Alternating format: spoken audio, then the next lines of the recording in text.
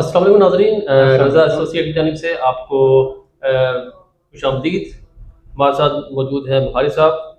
अस्सलाम वालेकुम बुखारी साहब, जी वालेकुम कैसे हैं सलाम। आप? ठीक हैं? ठीक ठाक ठीक ठाक। अच्छा, सर कल जो हमने वीडियो बनाई है जी जी उसके अंदर हमने टर्माइट प्रूफिंग का जिक्र किया जी था। जी जी जी।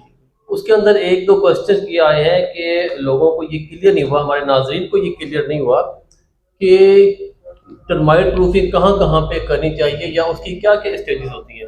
तो इसके ऊपर ज़रा थोड़ा सा गाइड कर दें हमारे नाजरीन को। अच्छा, कल जो बात हुई थी टर्माइट प्रूफिंग की, सबसे पहली जो स्टेज थी वो ये थी कि आपका जब अगर नया कोई घर शुरू हो रहा है, नई बिल्डिंग कोई भी बन रही है, उसकी एक्सकवेशन कर रहे हैं, जितने फीट भी आप नीचे जा रहे हैं उसके रोड लेवल से, अगर वो नॉर्मल है तो 5-4 फुट होगी, अगर बेसमेंट है उसमें तो 10-11 फुट, अगर रोड लेवल से नीचे जा रहे हैं तो उसमें यह है कि आपकी जो लूज सॉइल है उसके ऊपर आपने आपने टर्माइट का पहला आपने उस अप्लाई करना है स्प्रे। उसके साथ जो उसकी जो वर्टिकल जो दीवारें हैं जो खुदाई के साथ हुई हैं उसके ऊपर भी स्प्रे करना है। पहली स्टेज उसकी मेन प्रॉपर ये वाली स्टेज है। उसके बाद आपका ये है कि आप जब उसके आप नीचे से जब आप डीपीसी लेवल पे आते हैं और बैक फिलिंग करते हैं, ज़्यादा जब आप बैक फिलिंग करेंगे तो मिट्टी दोबारा उसके अंदर रीफिल होती है, तो मिट्टी के साथ फिर वो टर्माइट जो है वो ट्रेवल करके उसके साथ चली जाती है। यानी कि आप कह रहे हैं कि जो मिट्टी निकाली गई है पहले, जी जी जो जी। दोबारा से उसको अगर डंप करना है प्लॉट के अंदर, वैसे तो वैसे ही कल ये इसको क्लियर कर दिया था, लेकिन आपने स्टेजेस पूछी हैं तो वो मैं स्टेजेस क्लियर कर रहा हूँ।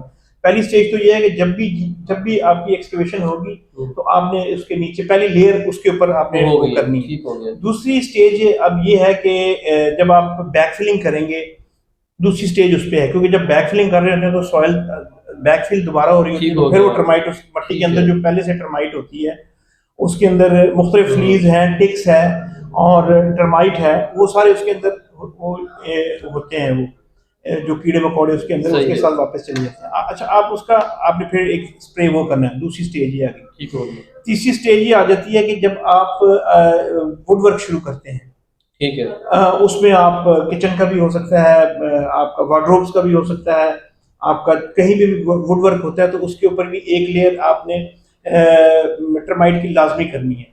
वो असल में हमने उसको स्किप कर जाते हैं, जिसकी वजह से असल वो ये भी स्टेज बड़ी जरूरी है। हम सिर्फ मेन सरफेस के ऊपर आप डाल लेते हैं, बाकी करते नहीं। अच्छा, तीसरी स्टेज ये बनती है, प्रॉपर तीसरी स्टेज ये बनती है। चौथी स्टेज ये है कि जब आप सारा काम कंप्लीट कर लेते हैं तो आप उसकी जहां जहां उसकी कोई लूप होल रह जाते हैं, वुड वर्क जब बाद में आप करते हैं उसके ऊपर भी आप उसका स्प्रे तो नहीं उसका होगा, वो पेस्ट आपको ब्रश के साथ करें तो ज्यादा मुनासिब है, ताकि वो पेनिट्रेट करती है तो उसका असर होता है। ये तो हो गया नए घर के अंदर। ये 4 स्टेजें बनती हैं। अगर 4 स्टेज नहीं भी कर रहे तो 3 लाजमी करें, 101% आप ये 3 लाजमी करें। उसकी वजह से एक पहली स्टेज वो होगी जो खुदाई होगी, दूसरी स्टेज होगी जब बैक फिलिंग होगी डीपीसी लेवल, तीसरी स्टेज होगी वुड वर्क काम शुरू करने से पहले भी और बाद में भी। इसको 3 स्टेज आप कंसीडर कर लें या 4 स्टेज कर लें तो ये आइडियल है इसके लिए। तो बहुत साहब कोई ऐसा हो सकता है कि हम वुड को कम से कम इस्तेमाल करें, जैसे चौखाटों में, चौखाटों के अंदर हम बजाय वुड इस्तेमाल करने के हम लोहे की चौखाट लगा नहीं, लें। वो उसमें वो क्योंकि ये जो अगर आप इस पटवार का इलाका जो पिंडी का एरिया है, इसमें टर्माइट के चांसेस इसलिए ज्यादा हो जाते हैं कुछ एरियो में, जहाँ पे जैसे ये रिवर है, जहाँ जहाँ से वो पानी गुजर रहा है वहाँ पे मॉइस्चर ज्यादा होता है और पानी होता है, तो उसमें टर्माइट के चांसेस ज्यादा हैं। तो मशवरा तो आपको यही है कि आप उसमें आप लोहे की चौखाटें इस्तेमाल करें। सबसे पहला सोर्स जो है कंप्लीशन के बाद जब फिनिशिंग हो जाती है, जो सबसे पहले हिट करती है ना टर्माइट, वो चौकाठों को ही करती है। वो चौकाठों से ही ट्रेवल करके आगे दरवाजों पे जाती है, और अक्सर लोग जो है वो चौकाठें ही बदला चेंज करवा लेते हैं, दरवाजे फिर भी बच जाते हैं। लेकिन बेहतर यह है कि चौकाठ को आप पहले सिक्योर करें। उसके अंदर टर्माइट प्रूफिंग भी है और प्लस उसके अंदर आप तारकोल भी लगा सकते हैं, वो भी होती है, या लकड़ी आप ऐसी इस्तेमाल करें। वो जब वुड वर्क का काम आएगा तो उसमें फिर आपको बताऊंगा कौन सी लकड़ी आप ज्यादा इस्तेमाल करें, उसको कीड़ा वैसे भी बहुत कम लगता है। उसमें फिर आपके ज़िमनन जब कोई सवाल आया तो उसमें उसका जिक्र हो जाएगा वुड वर्क में। लेकिन अभी राइट नाउ आप सिर्फ टर्माइट प्रूफिंग को फोकस कर रहे हैं, तो उसमें सिर्फ आपको ये 3 स्टेजें या 4 स्टेजेस को कंसीडर आप कर लें तो ये हो जाती है इसमें नए घर में, नए घर के लिए। जी जी चलो। और अगर ओल्ड एक मशवरा और है, कुछ लोग हैं जिनका घर पुराना है, ठीक है, वहां अगर सीपेज आ जाए या टर्माइट का हो जाए, चलें आज आपका सब्जेक्ट जो है टर्माइट है तो उसी को फोकस करते हैं। तो उसमें फिर सजेशन ये है कि वो जो आपके चौकाट का जो मेन दरवाज़ा होता है, कोई भी दरवाज़ा है आपका, बेडरूम का है, किचन का है, बाथरूम का है, उसके नीचे वाला दरवाजे के बिल्कुल नीचे वाली जो जगह है उसके अंदर ड्रिल कर लें। ड्रिल आप वो ड्रिल जो होती है तकरीबन 18 इंच वाली जो बिट होती है उसके साथ 1 फुट की ड्रिल कर लें। वो ड्रिल नॉर्मल ड्रिल मशीन के साथ उसको ड्रिल कर लें। उसके अंदर आप केमिकल, प्योर केमिकल उसका डाल दें।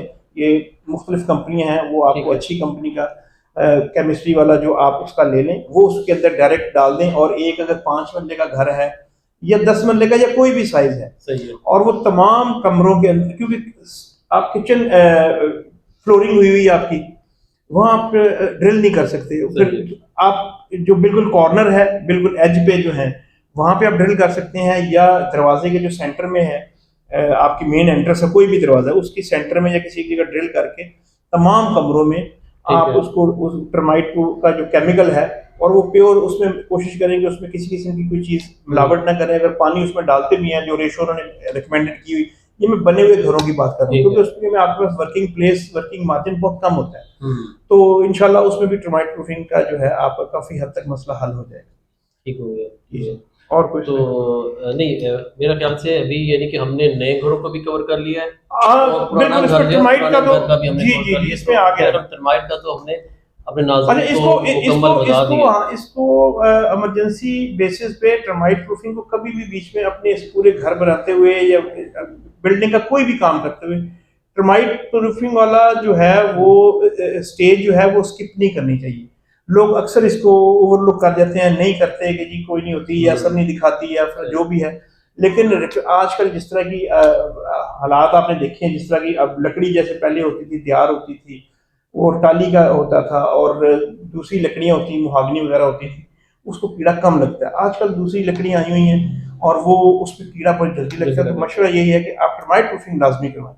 बहुत से ये जो आपने बताया कि पुराने घरों में हम ड्रिल करके केमिकल डाल सकते हैं, उसकी उसकी क्या कोई एज, कोई उसकी वो होती है एक्सपायरी वगैरह, कितने अर्से तक वो रह सकती है? नहीं, नया हो पुराना हो, आप वो देख लें। ब्रांडेड जो मल्टीनेशनल कंपनियों के अच्छे ब्रांड हैं, वो कभी जरूरत पड़ी तो वो मैं आपको वो भी लिखवा दूंगा उसमें। लेकिन ये है कि आप ब्रांडेड जो अच्छी वाली जो लाइफ जो ज्यादा गारंटी देते हैं, कम से कम 20 साल की गारंटी जो दें। अच्छा, और इससे कम है तो फिर फायदा कोई नहीं है। 20 साल की उसकी गारंटी हो कम से कम, कि जी वो जो आप स्प्रे कर रहे हैं या फ्यूमिगेशन कर रहे हैं या किसी भी टाइप का वो आप केमिकल इस्तेमाल कर रहे हैं, कम से कम घर के अंदर वो 20 साल की गारंटी दे कंपनी।